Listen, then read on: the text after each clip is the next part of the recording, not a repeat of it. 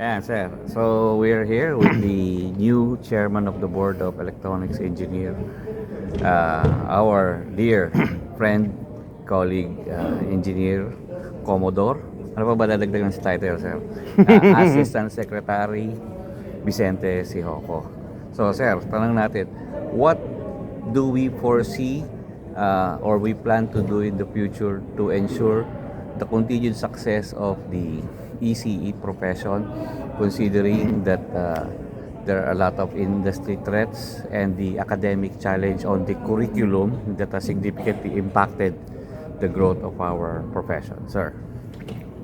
Actually, even before I took my oath as a chairman of the BECE, I already wrote a document. It's about 200 pages, stating that this is a 15-year strategic plan on how to improve the ECE profession and to prevent it from possible extinction. Or deterioration, what we're So experiencing we now. will be visiting all the schools, especially senior high, to convince students to take up ECE course.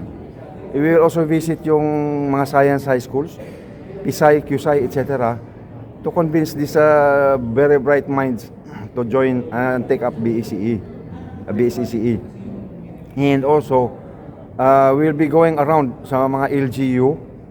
Pupunta namin yung mga mayor sa mga OBO For the manning, for the manning requirements and also to promote RA 9292. Informing them that there is such thing as RA 9292 na kailangan pala ng sign and seal ng isang professional ECE bago ma-approve ang isang building plan. Pero do we still need the implementing rules and regulations Yes. so that there will be a full compliance?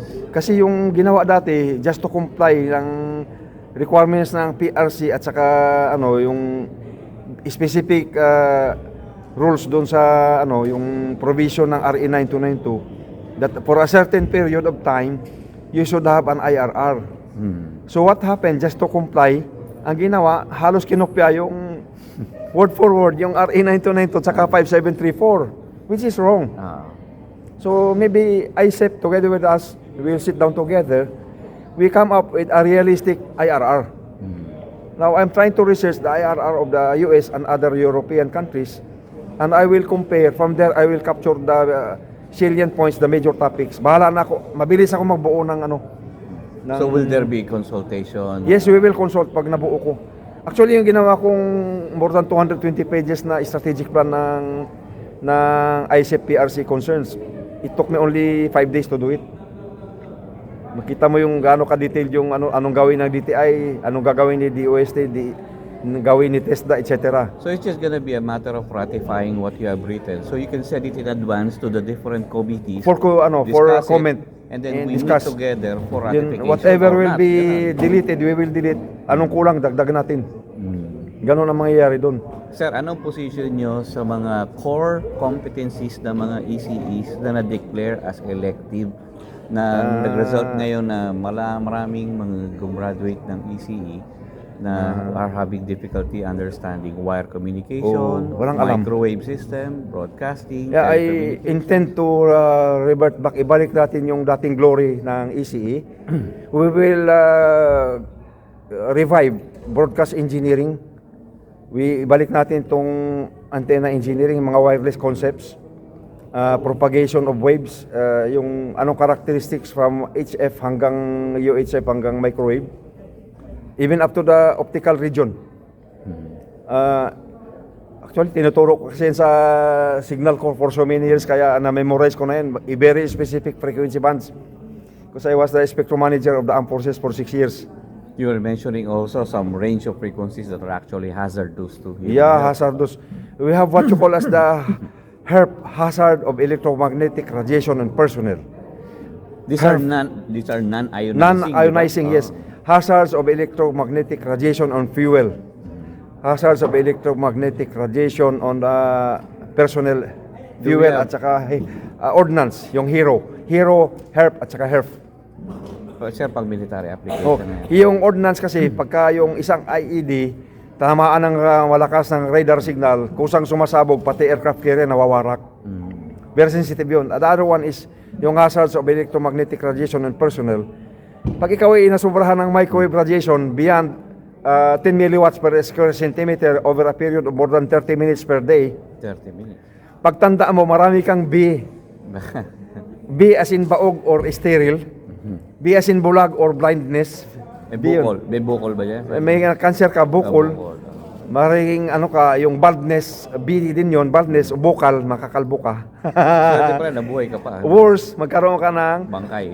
ano, yung mga B na yan, pag tumanda ka, magkaroon ng hormonal imbalance, magkaroon ka ng Mutations. mutations kasi yung DNA mo sisirain ng microwave radiation. So what happens, meron kang B to the 8 power. Bukal, bulag, tawag dito, baog. Bangkay, sir. Hindi bangkay, huli na yon. Magkaroon ka ng, tawag dito, babagal ka, babaho ka dahil magkaroon ka ng skin lesions.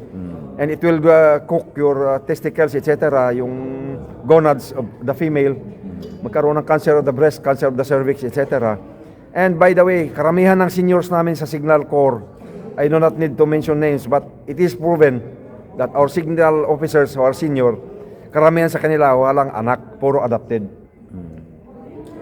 Nabaog, naluto yung kanilang Because of they were exposed to this. they were at a exposed to young very high-powered transmitters, yung tawag dito, trophos cutter system. Yung sinasabi nila doon sa Antipolo, sa Baguio City, sa Mount Cabuyao, at saka doon sa Tagaytay, na radar. Hindi yung radar. This is a trophos cutter system, antenna long-range structure communication. for very long-range communication hanggang 500 to 1,000 miles away. So, Pero dapat pala, gawa these na ng- transmitters were 500,000 watts. So, the radiation nito, sobrang lakas. Even a fluorescent lamp, Ilaw mag-isa. without ballast and starter, umiilaw na kusa na sobrang liwanag. Parang principle ng Tesla coil. Correct. And because of this, nangaluto yung utak ng mga senior namin, nangabaog sila. Most of the senior colonels died of cancer of the, tawag ito, cancer ng lungs, cancer ng brain, cancer of the bone marrow. Because there were not sufficient data then to ascertain yes. na ito yung reason. Pero ngayon, we have solid And this data. became my advocacy. That's why I filed in Congress, since 10th Congress. One of the very first bills filed by Senator Honasan, I think Senate Bill 2112, I could not recall. In Congress, I have eight congressmen. It was filed by then Congressman Mariotti, sina First Lady Imelda Marcos. Walo yan sila. Sila nag-sponsor. Para sila, 8 co-sponsors. Sinadya ko yon kasi para magsalubong sa BICAM. Sabay sa Senado, sabay sa Kongreso, walang nangyari. 3 times ako na-bypass from 10th hanggang 13th Congress.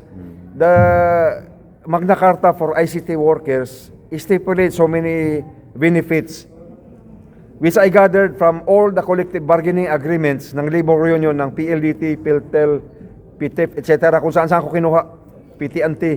Pinaghalo-halo ko yung magagandang provisions, nilagay ko doon sa Magna Carta. Ang mga telco, kamot ng ulo kasi mabigat yung mga hiningi kong allowances. Pero hindi pa rin ito, sir. When you push for that Magna Carta, you were doing this as an individual. As an individual, hindi ako engineer. Pero ngayon, Makulit sir, lang ako you are in a better position to push for it because you are the chairman Yes. of the Board of Electronics. Hindi ako natulungan ng ISEP that time. Yung PTEP nilapitan ko, hindi ako tinulungan. Pumunta ako sa DOTC during that time. Kay panahon pa ni Josefina Lichauco. Tagal na niya, sir. Patay na si Lichao. Oo, ganun ang pinaglalaban ko nung araw, pati doon sa Bureau of Telecom, sina Colonel Sibal, Class 67. Ito yung mga nilapitan ko to help me out para doon sa Magna Carta ginawa We're ko. talking of the time when you were still like a commander in No, the I Navy. was a lieutenant. That was 1992. When I established the AFP-PNP Telephone Operator Association, I have more than 850 members manning the 132 telephone switching facilities of the PNP and the armed forces. And I registered sa SEC, yung association of AFTOA, Armed Forces of the Philippines Civilian Telephone Operators Association. These are non-engineers. They're first class telephone operators. First class GRC Ocean, but they are exposed to radiation because katabi nila yung mga transmitter. Correct. So nilaban ko yan, walang nangyari sa Kongreso. So what I did, nangulit ako sa Secretary of Defense. Very brave, I was a lieutenant, umaakit ako sa Defense Department. Kaharap ko si Secretary de Villa. At saka si Secretary Mercado, twice ako nang ulit. Si Orly Mercado. Very brave ako. Bakit? Kasi Secretary de Villa was our commandant of cadets when I was a plebe. Mm. And Secretary Aurelio, who became Chief of Staff and the OTC Secretary, was our commandant of cadets when we were cadets. So I was very close to their hearts. Every time, lahat ng hiningi ko, binibigay nila. So baka this will be a great opportunity na to have this realized, sir. Kasi Hopefully. safety is one of Oo. our priorities. So, all engineers who are assigned with microwave radiation and satellite networks na tumatawid balik-balik doon sa harap ng transmitter are entitled to 50% of their base pay as additional allowance. Hazard. Electromagnetic radiation hazard pay, yun itong pinaglalaban ko. Nang hindi ko nakuha sa Kongreso, kinulit ko yung Secretary of Defense, binigay naman, I was successful. Pati yung remote assignment allowance, loneliness pay, etc. Ang dami akong nakuha. Additional subsistence allowance, etc. Ilista yung napakadaming benefits kaya hindi ako makakalimutan ng Signal Corps. Matagal na akong retired pero hinahanap nila ako. Then there are some allowances na let's continue pinaputol. Wala na kasing lumalaban para sa kanila. So sa atin sa broadcast field, sa engineers engaged in RF, electromagnetic delikado waves, kasi. we have a very good ally in the person of Chairman Kasi Vicente akala mo Sio. yung low frequency is safe. No. Merong mga cut-off ano yan, Depende ilang sa wavelength, sir. sa wavelength saka ilang kilowatts per square meter yung radiation niya, yung intensity using inverse square law. Kung naalala nyo pa yon, nandun ka sa from a distance of R from the transmitter hanggang kung saan ka nakatayo, yung amount power you receive in your body is inversely proportional to the square of the distance. So, power received is transmitted power over 4 pi r squared. 4 pi r squared is the assumed theoretical spherical surface area of the isotropic radiator. Hindi kaya kabahan, sir, yung mga magte-take ng board exam dito sa mga place. Sabi niyo, I remember you told me you had more than 2,000 questionnaires in the field of communication. If No, I'm- 2,000. Combining all the subjects, I have 80,000 questions. Naka-ready. Pero, ang question ko, sir, sa board exam, which subject would you think you will be handling personally? Mathematics? ECT? For ECT, I will handle all the subjects. Kasi ready-made na yung questions ko dyan. I have more than 40,000 questions for the ECT. Kasi binaba nila yung dinowngrade nila yung dati kong questions sa ECE.